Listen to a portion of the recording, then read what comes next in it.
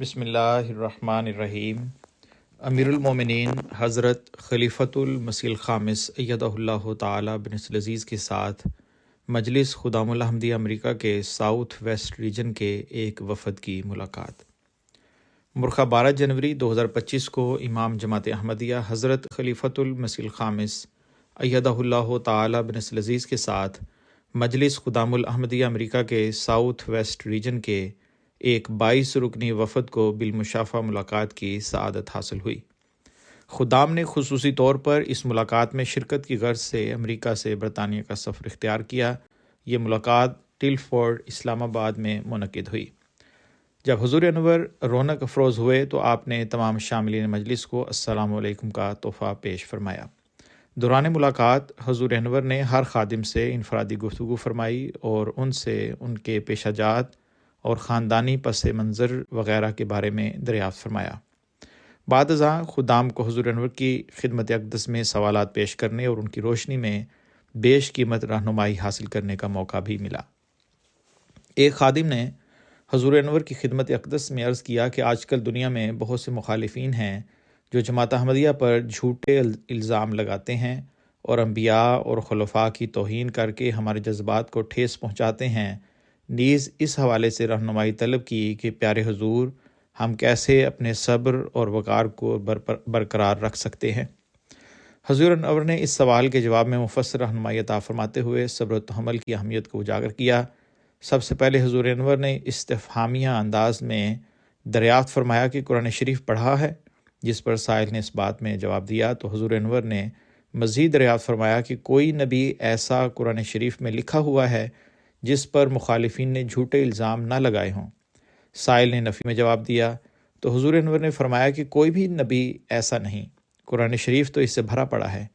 پہلے ہی بتا دیا کہ ان لوگوں کا کام یہی ہے جو انبیاء کے مخالف ہوتے ہیں، وہ جھوٹے الزام لگاتے ہیں، اور انہوں نے حضرت موسیٰ علیہ السلام پر جھوٹے الزام لگائے، حضرت ابراہیم علیہ السلام پر لگائے، حضرت نوح علیہ السلام پر لگائے، حضرت یوسف علیہ السلام پر لگائے، حضرت شعیب علیہ السلام پر لگائے، اور سب سے بڑھ کر حضرت صلی اللہ علیہ وآلہ وسلم پر لگائے، اور جن جن کا ذکر ہے سب پر جھوٹے الزام ہی لگائے۔ کسی نے کہا یہ جادو ہے، کسی نے کہا یہ جھوٹے ہیں، یہی کہتے رہے کہ ہم نے اپنے باپ دادا کو کبھی اس کی عبادت کرتے ہوئے نہیں دیکھا۔ تم ہمارے پاس کہاں سے یہ نئی نئی رسمیں لے آئے ہو؟ تم جھوٹے ہو، تم جادوگر ہو، تم فلاں ہو۔ جو الزامات آج ہم پر لگائے جا رہے ہیں، انہیں جماعت احمدیہ کی سچائی کی دلیل قرار دیتے ہوئے حضور انور نے فرمایا کہ یہ تو ہماری سچائی کی دلیل ہے۔ اگر ہم پر الزام لگاتے ہیں، یہ تو اس سچائی کی دلیل ہے کہ حضرت مسیح موعود علیہ السلام نے فرمایا کہ وہی الزام جو تمام انبیاء پر لگے وہ مجھ پر لگ رہے ہیں۔ تو اس کا مطلب یہ ہے، اور یہی بڑی دلیل ہے، کہ میں سچا ہوں اور اللہ تعالیٰ کی طرف سے ہوں۔ اگر میں جھوٹا ہوتا تو تمہارے الزاموں کی تو ضرورت ہی کوئی نہیں تھی۔ اللہ تعالیٰ مجھے ویسے ہی ختم کر دیتا، کیونکہ اللہ تعالیٰ کہتا ہے کہ جو مجھ پر جھوٹی باتیں منسوب کرتا ہے میں تو اس کو ویسے ہی ختم کر دیتا ہوں۔ حضور انور نے جذبات کو قابو میں رکھنے کی اہمیت بیان کرتے ہوئے فرمایا کہ باقی رہ گئی یہ بات کہ جذبات کو ٹھیس پہنچتی ہے، تو باقی انبیاء کی قوموں کے جذبات کو بھی ٹھیس پہنچتی تھی۔ وہ غصے میں بھی آتے تھے لیکن برداشت کرتے تھے۔ حضرت صلی اللہ علیہ وآلہ وسلم نے فرمایا کہ صبر کرو۔ ایک حدیث میں ہے کہ یہ کوئی بڑی بہادری نہیں ہے کہ تم کسی کو لڑائی کر کے پنچ مار کے اس کا منہ توڑ دو یا دانت توڑ دو۔ بہادری یہ ہے کہ اپنے جذبات کو کنٹرول کرو اور غصے کو قابو کرو، یہ بہادری ہے۔ تو یہ ہمیں دکھانی چاہیے، ہمیں اس بات پر خوش ہونا چاہیے کہ ہمارے ساتھ وہ سلوک ہو رہا ہے جو نبیوں کی جماعتوں کے ساتھ ہوتا ہے۔ آخر میں حضور انور نے ذاتی علم کو بڑھانے اور مخالفین کے الزامات کا مدلل جواب دینے کی تلقین کرتے ہوئے توجہ دلائی کہ جو الزام لگاتے ہیں ان کا جواب دینے کے لیے ہمیں دلیل چاہیے، اور دلیل کے لیے ہمیں ہمارا لٹریچر پڑھنا چاہیے۔ اپنا لٹریچر پڑھیں، تیار ہوں، جواب تیار کریں اور ان کو دیں، کیونکہ جب مخالف کے پاس کوئی جواب نہیں ہوتا تو پھر وہ لڑائی کرتا ہے، گالیاں دیتا ہے۔ تو یہ تو ہمیشہ سے مخالفین کا شیوہ رہا ہے، اور جو صبر کرنے والے ہیں ان کو اللہ تعالیٰ کہتا ہے کہ تم صبر کرو تو اس کا پھل تمہیں مل جائے گا، اور اللہ تعالیٰ نے دعا بھی سکھا دی ہے کہ صبر کرو۔ ایک خادم نے حضور انور سے دریافت کیا کہ جماعت احمدیہ میں نظر لگنے اور حاسد کے متعلق کیا تعلیمات ہیں اور ہم اس سے کیسے بچ سکتے ہیں؟ حضور انور نے اس کے جواب میں فرمایا کہ بات یہ ہے کہ جو نظر لگانے والے ہیں وہ یوں تو نہیں ہوتا کہ نظر لگی تو معاملہ ختم ہو گیا، نظر سے بچنے کے لیے، حاسدوں کے حسد سے بچنے کے لیے اللہ تعالیٰ سے دعا کرنی چاہیے کہ اللہ تعالیٰ ہمیں حاسدوں کے شر سے بچائے۔ اصل میں جو حاسد ہے وہ حسد کرتا ہے، اس کی وجہ سے وہ بعض ایسے طریقے اختیار کرتا ہے، وہ اس طرح نقصان پہنچانے کی کوشش کرتا ہے کہ جس سے اگلے کو نقصان پہنچے، اور اس کے لیے پھر کوئی نہ کوئی طریقہ اختیار کرتا ہے۔ حضور انور نے نظر اور حسد کی حقیقت کو بیان کرتے ہوئے واضح فرمایا کہ صرف نظر لگنے سے تو کوئی فرق نہیں پڑتا۔ ہاں، اگر نظر لگانے والے وہ لوگ ہیں جو دل میں کسی چیز کے لیے حسد رکھتے ہیں تو استغفار پڑھو، لا حول ولا قوت الا باللہ پڑھو۔ باقی یہ کہنا کہ نظر سے کوئی نقصان ہو جاتا ہے، ایسا نہیں ہے کہ فلاں کی نظر ضرور لگ جائے گی۔ نظر لگانے والا حسد کرتا ہے اور پھر وہ پریکٹیکلی نقصان پہنچانے کی کوشش کرتا ہے۔ انسان کو اس سے بچنے کی کوشش کرنی چاہیے۔ باقی اس بات پر فکر مند نہ ہو کہ فلاں آدمی کی نظر لگ جائے گی تو پتہ نہیں کہ میرا چہرہ بگڑ جائے گا، یا میرا قد چھوٹا رہ جائے گا، یا میرا دماغ خراب ہو جائے گا، یا مینٹلی میں اپسیٹ ہو جاؤں گا۔ بعض لوگ سائیکالوجیکلی کسی کو اتنا زیادہ مسمرائز کر دیتے ہیں کہ پھر وہ اس کے انفلوئنس کے اندر آ جاتا ہے۔ اگر لا حول ولا قوت الا باللہ پڑھو اور پتہ ہو، اللہ پر یقین ہو تو ٹھیک ہے۔ باقی جہاں تک حسد کا سوال ہے تو اللہ تعالیٰ نے قرآن شریف کی آخری صورتوں میں وَمِن شَرِّ حَاسِدٍ اِذَا حسد کی دعا سکھا دی ہے۔ حضور انور نے حسد اور رش کے فرق کو واضح کرتے ہوئے بیان فرمایا کہ حضرت مسیح موعود علیہ السلام نے لکھا ہے کہ بعض موقع کی جو حسد ہے وہ جائز اس طرح ہو جاتی ہے کہ اگر تم نے نظر لگانی ہے تو وہ تم حسد کر کے نہ لگاؤ کہ نقصان پہنچاؤ، وہ رش کی نظر ہو، اس کی تعریف کر رہے ہو، دماغ میں خیال آیا کہ اتنے اچھے کام یہ کر رہا ہے تو میں بھی وہ کروں۔ یہ حسد کی ایک دوسری قسم ہے کہ میں اس کے مقابلے پر اتنے اچھے کام کروں کہ جس طرح یہ کر رہا ہے، گو اس کو دوسری زبان میں رش کہتے ہیں۔ اپنے دل میں اس کی تعریف کرنا اور اپنے لیے اس کا نمونہ لے کے سمجھنا کہ میں بھی اس کے مقابلے پر آؤں، کمپٹیشن ہو جاتا ہے۔ تو اس کمپٹیشن کو بعض لوگ حسد کہہ دیتے ہیں، وہ حسد نہیں ہے، وہ کمپٹیشن ہے، اور نیک کام میں کمپٹیشن جائز ہے۔ ایک خادم نے حضور انور سے رہنمائی طلب کی کہ ہم یہ کیسے جان سکتے ہیں کہ حضرت مسیح علیہ السلام کی بتائی ہوئی 3 روحانی حالتوں میں سے ہم کس پر ہیں؟ آیا ہم نفس امارہ یا نفس لوامہ یا نفس مطمئنہ پر ہیں؟ نیز یہ کیسے پتہ چل سکتا ہے کہ ہماری روحانی حالتوں میں بہتری آ رہی ہے یا نہیں؟ حضور انور نے اس کے جواب میں فرمایا کہ نفس امارہ یہ ہے کہ جو برائیوں کی طرف لے کے جاتا ہے۔ حضرت یوسف علیہ السلام نے تبھی تو دعا کی تھی کہ میرا نفس تو امارہ ہے، اگر اللہ تعالیٰ مجھے نہ بچائے تو میں ان برائیوں میں مبتلا ہو جاؤں۔ اس عورت یعنی عزیز مصر کی بیوی کے بھڑکانے پر اس کی طرف چلا جاتا۔ اس کا مطلب نفس امارہ وہ ہے جو دل میں یوں ہی برائیوں کی خواہش پیدا ہوتی ہے، اس کو جب آپ چھوڑ دیں تو آپ سمجھیں کہ نفس امارہ کے خلاف لڑ رہے ہیں۔ حضور انور نے نفس لوامہ کی وضاحت کرتے ہوئے فرمایا کہ پھر نفس لوامہ کیا ہے؟ آپ کو دل ملامت کرتا ہے، آپ کو دل میں یہ خیال پیدا ہوتا ہے کہ میں نے یہ برے کام کیے اور اس سے نفرت آتی ہے۔ جب وہ خیال پیدا ہو جائے تو سمجھو کہ میں امارہ سے گزر کے لوامہ میں آ گیا، اور لوامہ میں اب میرا دل مجھے کہتا ہے کہ ان برائیوں کو چھوڑو، اور ان برائیوں کو چھوڑنے کے لیے پھر کیا ہے؟ حضرت مسیح علیہ السلام نے فرمایا ہے کہ دل اور دماغ میں اس چیز کا پہلے تصور پیدا کرو کہ یہ بیہودہ چیز ہے، اور اس کے خلاف ڈٹرمنیشن ہونی چاہیے کہ میں نے دوبارہ یہ کام نہیں کرنا۔ پھر اس پر قائم رہنے کے لیے دعا کرو، اور پھر جو انوائرمنٹ ہے جس وجہ سے تمہارا یہ خیال پیدا ہو رہا ہے اس کو چھوڑ دو، اس ماحول سے نکل جاؤ۔ تمہارے دوست ایسے ہیں جو غلط کام کر رہے ہیں تو ان دوستوں کو چھوڑ دو۔ ایسی کمپنی صحبت جہاں سے تمہیں غلط مشورے مل رہے ہیں اس کمپنی کو چھوڑ دو۔ ان برائیوں سے بچنے کے لیے یہ طریقہ کار ہے۔ جب یہ کر رہے ہو تو سمجھو کہ نفس لوامہ تمہیں دل ملامت کر رہا ہے کہ میں بری بات کر رہا ہوں۔ دل میں برا خیال آتا ہے کہ میں نے یہ کام کیا، غلط کیا ہے۔ جب دل میں یہ خیال آ جائے تو وہی لوامہ ہے۔ مزید برآں حضور انور نے نفس مطمئنہ کی حالت کی وضاحت کرتے ہوئے فرمایا کہ اور مطمئنہ تو اس وقت ہوتا ہے جب سارے کام تم چھوڑ دو اور صرف اللہ تعالیٰ کا خوف دل میں رہ جائے۔ یہ اپنے آپ سے پوچھو کہ تمہارے اندر صرف اللہ کا خوف ہے یا لوگوں کا بھی خوف ہے؟ کیا 5 وقت کی نمازیں آپ اللہ کے خوف اور اللہ کی محبت میں پڑھتے ہیں، یا صرف اپنی ضرورت کے لیے پڑھتے ہیں کہ آج مجھے یہ ضرورت ہے، میں نے یہ دعا کرنی ہے کہ اللہ میاں مجھے پاس کر دے، اللہ تعالیٰ میرا فلاں پروجیکٹ ہے اور میرے کام میں برکت ڈال دے اور مجھے اتنا فائدہ ہو جائے، مجھے اچھی جاب مل جائے، اس کے لیے آپ دعائیں کرتے ہیں؟ کبھی یہ دعا نہیں کرتے کہ اللہ تعالیٰ اپنا پیار مجھے دے دے؟ جب اللہ تعالیٰ کا پیار مل جاتا ہے تو وہ مطمئنہ کی حالت میں آ جاتا ہے۔ انسان اپنے آپ کو خود اسیس کرے کہ آپ کو وہ مل گیا کہ نہیں، اور پھر اسی پر وہ قائم رہے۔ حضور انور نے فرمایا کہ باقی جب یہ کریں گے تو حضرت صلی اللہ علیہ وسلم نے فرمایا، اور اس کو حضرت مسیح موعود علیہ السلام نے بھی بڑا ایکسپلین کیا ہوا ہے کہ جب تم اللہ تعالیٰ کی تلاش میں رہو گے اور اس سے محبت کر لو گے تو باقی تمہارے دنیا کے کام آگے خود بخود ہوتے چلے جائیں گے۔ اور جب انسان دنیا کی حالتوں سے ختم ہو جائے اور صرف اللہ تعالیٰ سے تعلق پیدا کر لے، دنیا میں رہتے ہوئے دنیا کے کام بھی کرے اور محبت اللہ سے ہو، تو وہاں دل کو اطمینان ہوتا ہے اور پھر برائیوں کی طرف نظر ہی نہیں جاتی۔ اس وقت نہ نفس امارہ رہتا ہے، نہ نفس لوامہ رہتا ہے۔ حضور انور نے ذاتی محاسبے کی اہمیت پر زور دیتے ہوئے تاکید فرمائی کہ اپنے آپ کو خود دیکھو، کوئی دوسرا نہیں بتا سکتا کہ آپ نے کس طرح اپنے آپ کو خود اسیس کرنا ہے کہ مجھے یہ نفس مل گیا کہ نہیں، اور ملا کہ نہیں ملا، اور یہ ایسی سٹیج ہے جو بڑی مشکل سے ملتی ہے۔ آخر میں حضور انور نے روحانی ترقی کی حالت کو ایک دلچسپ مثال سے بیان کیا، جس میں انسان کے روحانی سفر کو سانپ اور لیڈر کی سیڑھی کی بورڈ گیم سے تشبیہ دی۔ اس گیم میں کھلاڑی کبھی سیڑھی سے اوپر چڑھتا ہے اور کبھی سانپ کے ساتھ نیچے آتا ہے۔ بین ہی اسی طرح انسان کا روحانی سفر بھی نشیب و فراز سے گزر رہا ہوتا ہے۔ اسی تناظر میں حضور انور نے فرمایا کہ اپس اینڈ ڈاؤنز، نشیب و فراز آتے رہتے ہیں۔ انسان اوپر چڑھتا ہے، پھر گرتا ہے، پھر چڑھتا ہے، پھر نیچے آتا ہے، اور ایک سنیک اور لیڈر کی گیم ہوتی ہے، اوپر جاتے ہیں پھر نیچے آتے ہیں۔ انسان کے ساتھ بھی وہی گیم چل رہی ہوتی ہے۔ اس میں اگر جیت گئے اور اوپر پوائنٹ پر پہنچ گئے تو تب نفس مطمئنہ ہو گئے۔ کتنے نمبر آتے ہیں؟ بعض دفعہ ڈائس کے اوپر 6، 8 یا 9 نمبر آتے ہیں۔ انسان اوپر چڑھتا جاتا ہے، آگے جا کے ایک جگہ پھر سنیک کے منہ میں جا کے نیچے آ گیا تو انسان بس قسمت سے ہی اوپر جا کے پہنچتا ہے۔ بس یہ ہے نفس مطمئنہ۔ ایک شریک مجلس نے حضور انور کی خدمت اقدس میں عرض کیا کہ جماعت میں بعض بڑی عمر کے لوگ ہمیں کام کرنے سے روکتے ہیں اور کہتے ہیں تم ابھی چھوٹے ہو۔ نیز رہنمائی طلب کی کہ ہم اس بارے میں کیا کر سکتے ہیں۔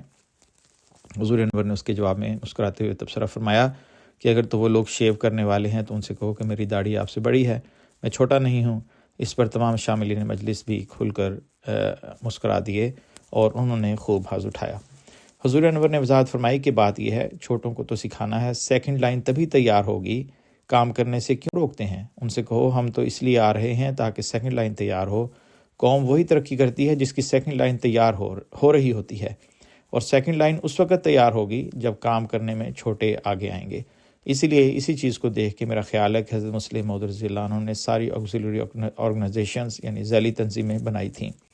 خدام الحمدیہ لجنہ انصار اور خدام میں پھر اطفال الحمدیہ اور لجنہ میں ناصرات بنا دی تاکہ چھوٹی عمر سے ان کو کام کرنے کی عادت پڑے۔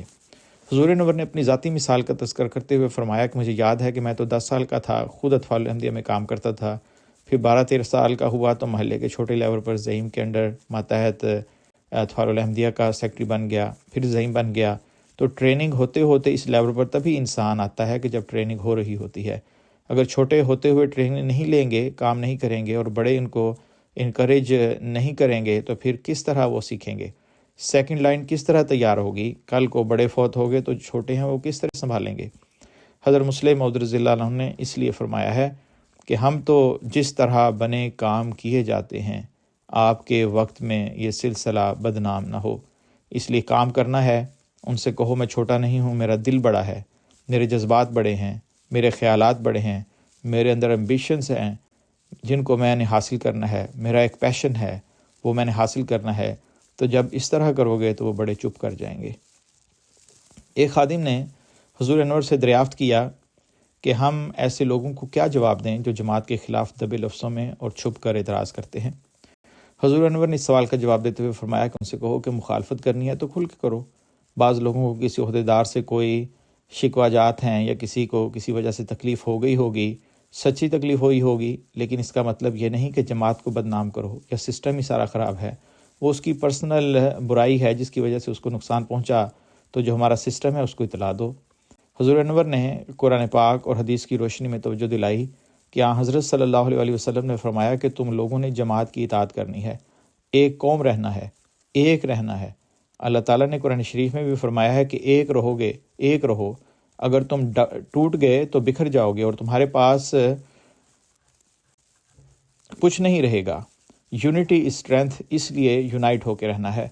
حضور انور نے نظام جماعت کے تقدس کی اہمیت کو اجاگر کرتے ہوئے اس بات پر زور دیا کہ اگر تمہارے پاس کسی کے لیے ذاتی شکوہ جات، پرسنل گریوننسز ہیں تو اس کو دور کرنے کے لیے جو بڑے عہدیدار ہیں ان سے بات کرو اور یا پھر ان سے زیادہ تعلق رکھو، لیکن جماعت کے خلاف بولنا یہ غلط بات ہے، کیونکہ جماعت کا ایک سسٹم ہے اور یہ سسٹم نیچے سے چلتا ہے، پھر خلیفہ وقت تک آتا ہے اور پھر مسیح موعود علیہ السلام اور پھر آخر تک جاتا ہے۔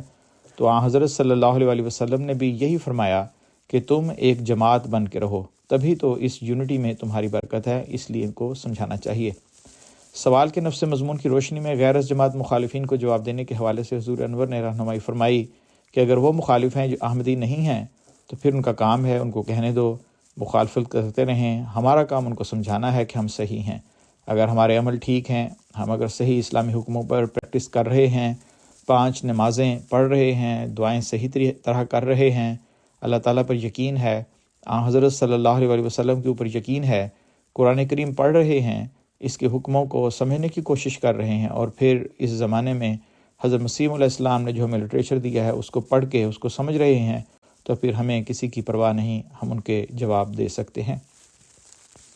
ایک شریک مجلس نے حضور انور کی خدمت اقدس میں عرض کیا کہ آج کل مغربی ممالک میں ایتھیزم کے خیالات کا رجحان بہت بڑھ رہا ہے اور نوجوان مذہب سے دور ہوتے جا رہے ہیں۔ نیز رہنمائی طلب کی کہ مجلس خدام الاحمدیہ انہیں اللہ تعالیٰ کے قریب لانے میں کیا کردار ادا کر سکتی ہے۔ حضور انور نے اس پر فرمایا کہ نوجوان جس ماحول میں رہ رہے ہیں وہاں جب سارے ہی ایسے لوگ ہوں گے تو اس کا اثر تو ہوتا ہے۔ وہ اسکول اور کالج جاتے ہیں اور ان کے دوست اور اسٹوڈنٹ بھی ایسے ہوتے ہیں۔ حضور انور نے یاد دہانی کرائی کہ ابھی میں نے کہا کہ اچھے اسٹوڈنٹ جو دوست ہیں ان سے رابطہ رکھو، جو برے ہیں ان کو چھوڑ دو، وہی بات ہے۔ یہ تو حضرت مسیح علیہ السلام کے زمانے سے یہی ہے۔ آپ علیہ السلام نے بھی ایک جگہ فرمایا، میں پہلے بھی کئی جگہ مثال دے چکا ہوں کہ ایک سکھ تھا، وہ اللہ تعالیٰ پر یقین رکھتا تھا، وہ آپ علیہ السلام کے پاس گائیڈنس لینے کے لیے آیا کہ میرے اللہ تعالیٰ کے متعلق جو خیالات ہیں میں ان سے پیچھے ہٹ رہا ہوں۔ انہوں نے کہا کہ تمہارے ساتھ جو کلاس میں بیٹھتا ہے یونیورسٹی میں یا کالج میں، وہ لڑکا ایتھسٹ لگتا ہے، اس سے اپنی سیٹ بدل لو۔ تو اس نے اپنی سیٹ چینج کر لی، 2-3 مہینے کے بعد آیا تو کہتا ہے کہ ٹھیک ہے، میں نے سیٹ بدلی، وہ واقعی ایتھسٹ تھا اور میں ٹھیک ہو گیا۔ اللہ تعالیٰ کے احسانات کو یاد کرنے کی بابت توجہ دلاتے ہوئے حضور انور نے فرمایا کہ تو خدا میں یہ روح پیدا کرنی ہے کہ ہم نے خدا تعالیٰ کو ماننا ہے، اور خدا تعالیٰ نے ہمیں بہت کچھ دیا ہے، اس لیے تلاش کرو کہ خدا تعالیٰ کے ہم پر کیا کیا احسانات ہیں، کہ ہم کہاں تھے، ہمیں اللہ تعالیٰ کہاں سے لے کر آیا، ہمیں کیا کیا مواقع دیے۔ اللہ تعالیٰ کہتا ہے کہ تم پیدا ہوئے تو کیا چیز تھے؟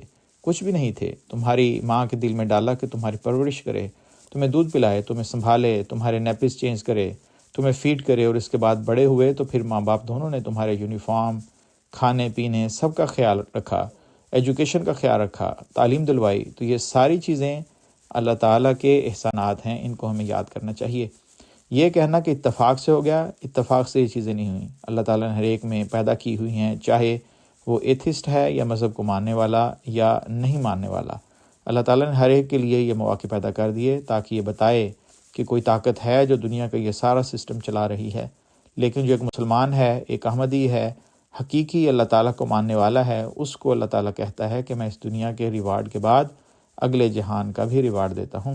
تو اس لیے ہمیں صرف اس دنیا کی تلاش نہیں کرتے رہنا چاہیے، بلکہ اگلا جہان بھی ہے جہاں دوسروں کو سزا ملے گی۔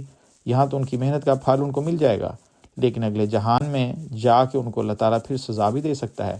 اس لیے ہمیں اس سے بچنے کے لیے اللہ تعالیٰ کے قریب آنا چاہیے، اور یہی ہمارا مقصد ہے۔ اسی لیے ہمارے ماں باپ نے بڑا سوچ سمجھ کے اسلام اور احمدیت کو قبول کیا تھا، اور اسی کو ہمیں آگے چلانا چاہیے۔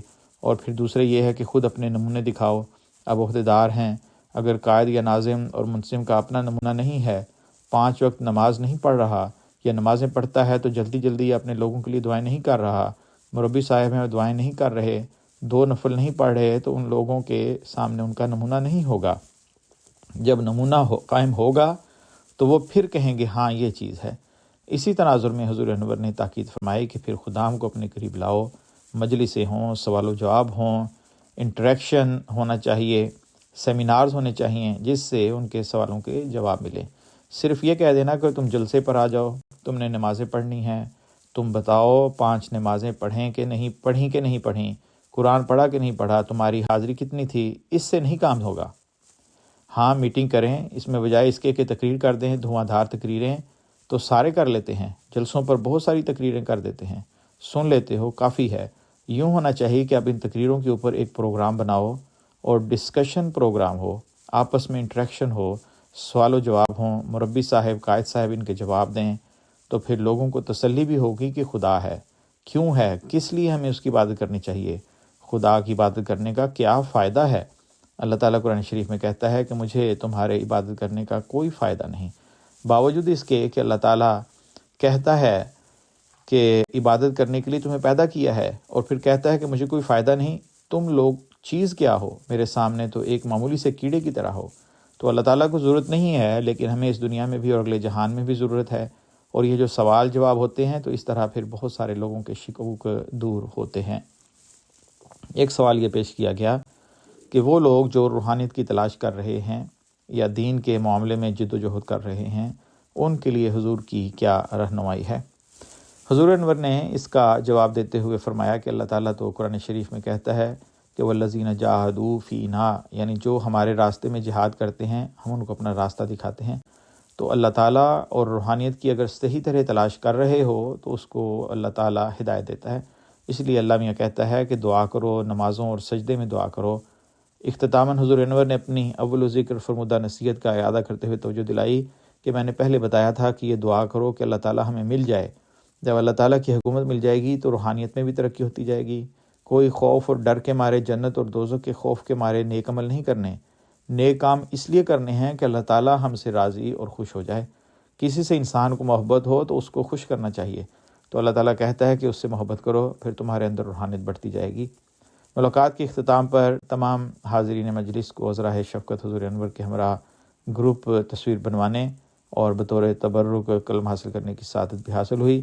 بعد ازاں حضور انور نے شاملین مجلس کی اردو کے عمدہ معیار پر بھی خوشی کا اظہار کرتے ہوئے تلقین فرمائی کہ اردو سیکھنے کا فائدہ تب ہوگا جب جو حضرت مسیح علیہ السلام کا اوریجنل لٹریچر ہے اس کو بھی اردو میں سمجھنے کی کوشش کرو تو تب سمجھ آئے گی، نہیں تو انگلش میں جو ٹرانسلیشن کرتے ہیں آج کل تو ویسے ہی آسان ہوا ہے کہ آرٹیفیشل انٹیلیجنس کے ذریعے ٹرانسلیشن کر دیتے ہیں، وہ بڑی غلط ہو جاتی ہے۔ اب ایک مولوی صاحب کل ہی مجھے بتا رہے تھے کہ ہمارے لٹریچر کی کتاب میں چھپا ہوا ہے، وہاں صحیح بخاری کا ترجمہ انہوں نے کریکٹ بخاری کر دیا ہے، تو یہ صحیح نہیں ہے۔ آخر پر حضور انور نے لاس اینجلس میں حالیہ لگنے والی آگ کی بابت دریافت فرماتے ہوئے معلوم کیا کہ کیا اس کے نتیجے میں کوئی احمدی بھی متاثر ہوئے ہیں۔ نیز استفسار فرمایا کہ پیچھے خبر لے رہے ہو، گھر اور رشتہ دار سب کے ٹھیک ٹھاک ہیں۔ نیز ذکر کیا کہ 2-3 احمدیوں کو تو وہاں سے انہوں نے ایویکویٹ کیا ہے، جس پر شاملین مجلس کی جانب سے اس بات میں تصدیق کی گئی تو حضور انور نے الوداعی دعائیہ کلمات ادا کرتے ہوئے فرمایا کہ چلو پھر اللہ حافظ۔ روزنامہ الفضل انٹرنیشنل، بروز جمعرات، مورخہ 23 جنوری 2025، صفحہ نمبر 1، 2 اور 3۔ آواز رضوان احمد افضل۔